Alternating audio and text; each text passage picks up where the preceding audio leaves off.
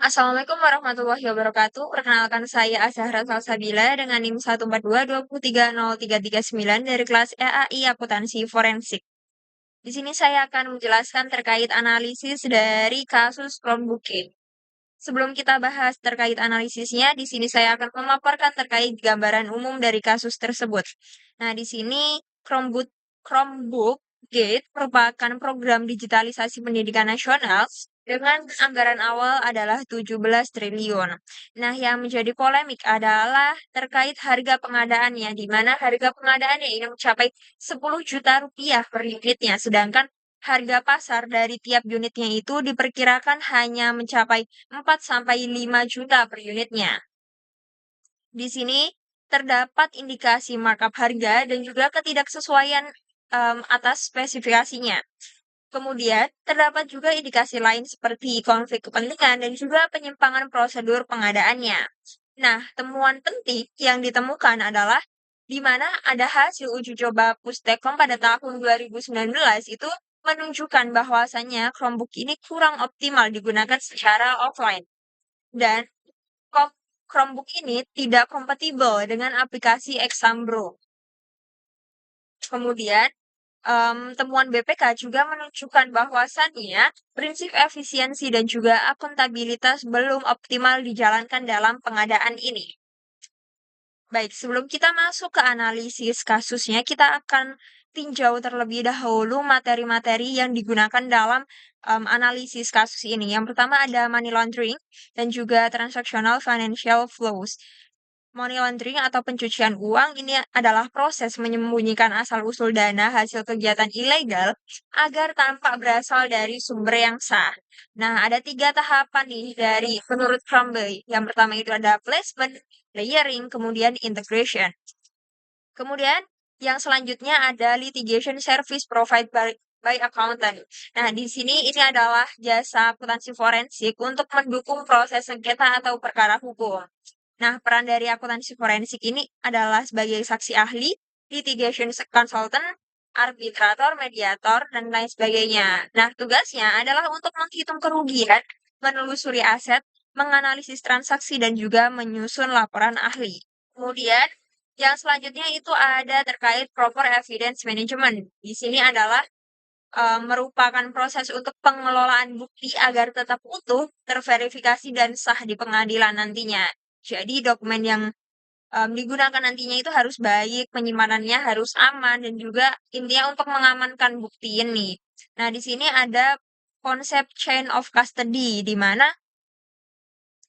kita harus mencatat kelengkapan kepemilikannya, mencatat pemindahannya, mencatat penggunaan buktinya, dan lain sebagainya, agar tidak mengurangi keandalan dari bukti itu sendiri. Nah, yang kemudian ada terkait commercial damage dan juga economic damage, di mana untuk economic damage sendiri merupakan kerugian finansial yang dapat dihitung secara objektif, misalnya kayak markup, pemborosan anggaran, hilangnya manfaat ekonomi, dan lain sebagainya. Sedangkan untuk commercial damage atau kerugian komersial, ini kerugian yang dialami oleh pelaku usaha akibat tindakan melawan hukum, kayak misalnya hilangnya peluang bisnis dan juga penurunan laba. Kemudian, em, materi yang selanjutnya itu ada digital forensik, di mana ini merupakan proses pengumpulan, analisis, dan juga pemeliharaan bukti elektronik untuk kepentingan hukum. Nah, objek pemeriksaannya ini meliputi metadata, log server, alamat IP, timestamp, dan lain sebagainya. Yang manfaatnya adalah untuk mengungkapkan manipulasi data, akses tidak sah, dan juga kolusi melalui jejak elektronik. Nah, yang selanjutnya, atau yang terakhir ini ada cybercrime management, legal issue, di mana aspek hukum bukti elektronik itu meliputi 3 hal, yaitu relevansi, autentifikasi, dan juga admissibility. Jadi, ketika kita menyerahkan bukti kepada hukum itu, buktinya harus berkaitan dan juga terbukti, keasliannya itu terbukti dan dapat diterima di pengadilan. Nah, ini harus memuat prinsip penting seperti menjaga integritas data, metode analisis itu harus diuji ulang, dan juga temuan teknis itu disajikan dalam bentuk yang dapat dipahami secara hukum.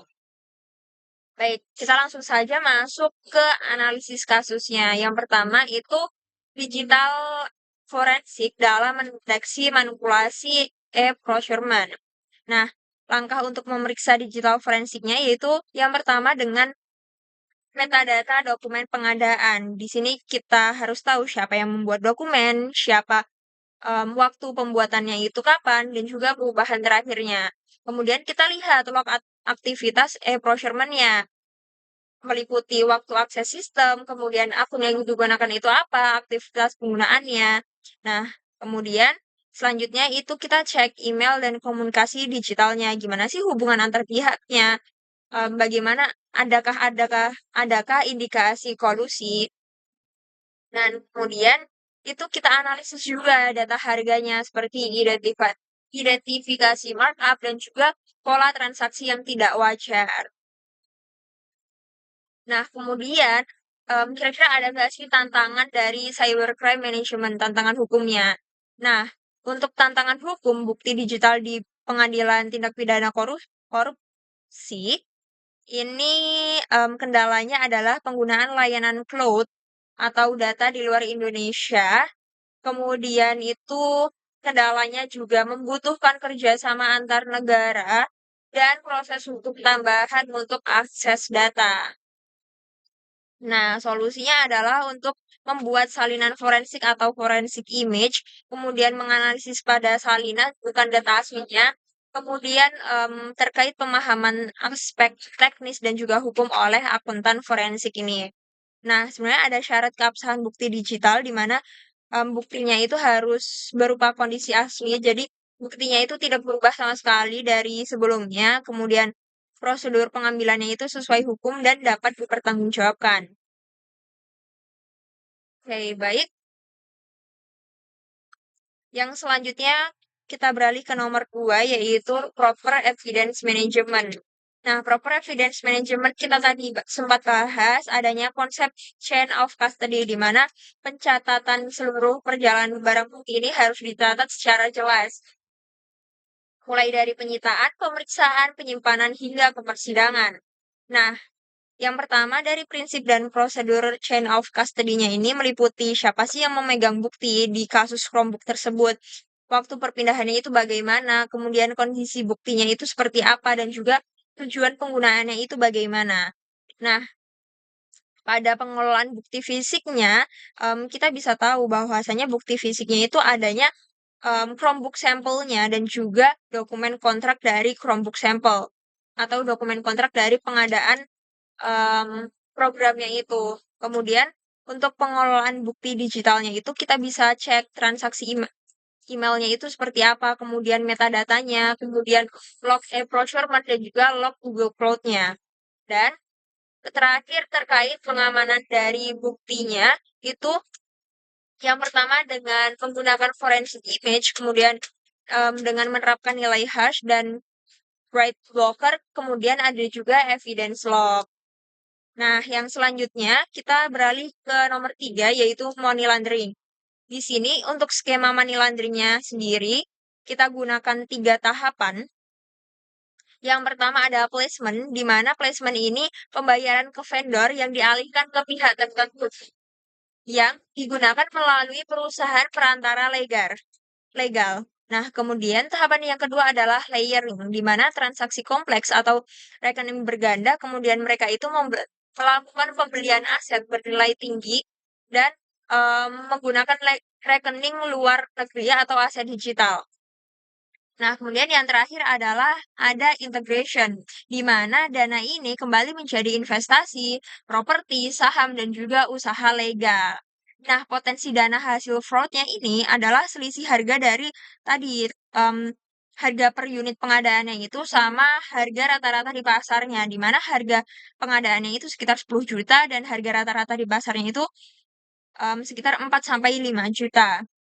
Sehingga selisih harganya sekitar 5 jutaan dengan total unitnya itu adalah 1,2 juta unit. Sehingga total potensi kerugiannya itu adalah mencapai 6,6 triliun, sekitar segitu.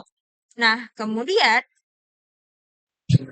kemudian yang selanjutnya Gimana sih teknik investigasi yang harus ditempuh oleh akuntan forensik jika dana tersebut itu dialirkan ke luar negeri? Yang pertama adalah dengan melakukan financial tracking, dengan menelusuri dana antar rekeningnya dan juga data perbankan dan dokumen transaksinya.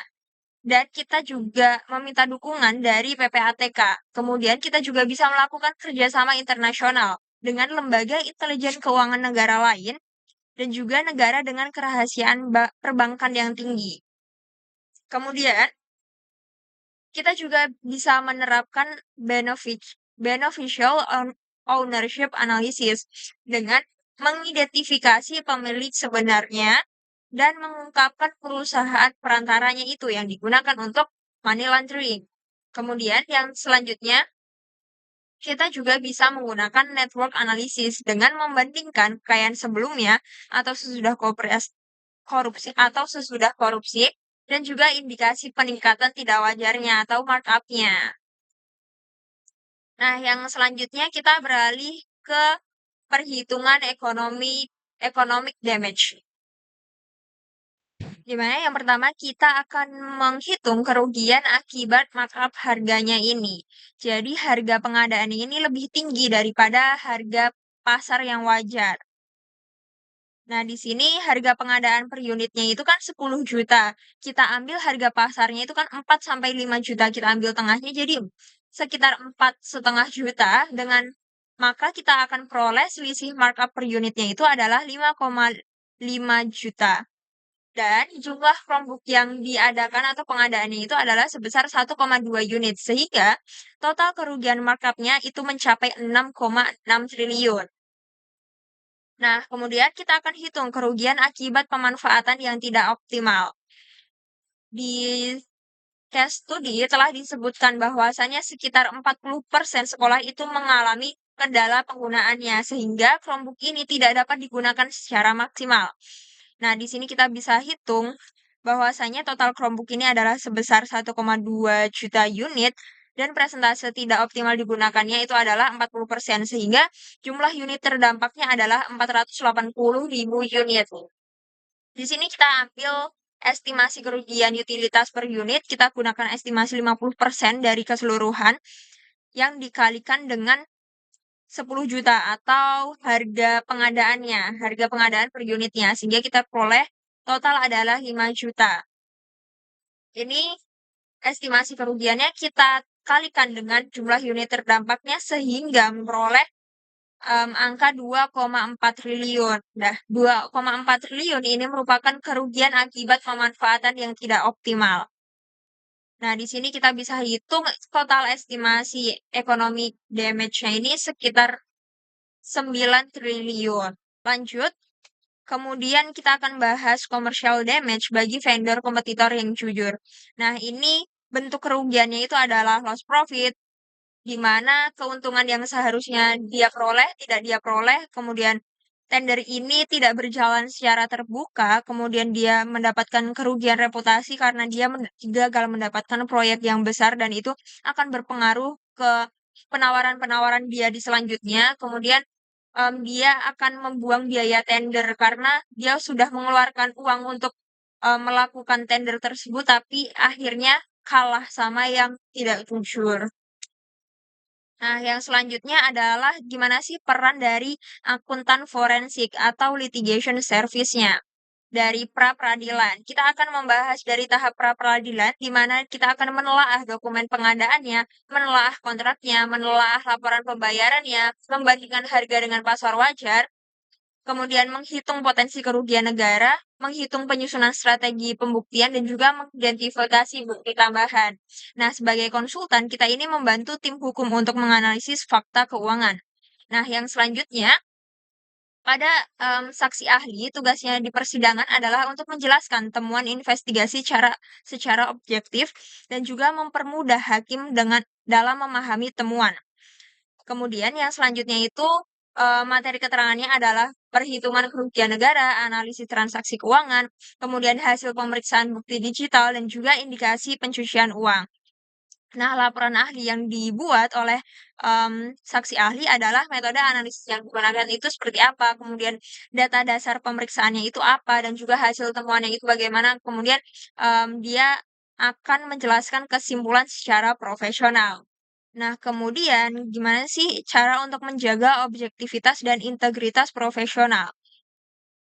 Di sini kita bisa lihat dari prinsip saksi ahli, di mana untuk objektivitas kita harus menyampaikan fakta secara independen dan tidak memihak. Kemudian kita harus menjaga profesionalisme dengan menjelaskan metode analisis yang digunakan dengan jelas berdasarkan standar profesi dan data yang digunakan itu dapat diverifikasi. Kemudian kita harus tahu batasan keahliannya ini. Jadi kita harus jujur dalam keterbatasan yang ada dan tidak menjawab di luar kompetensi kita. Baik, sekian yang dapat saya sampaikan. Kurang lebihnya mohon maaf. Wassalamualaikum warahmatullahi wabarakatuh.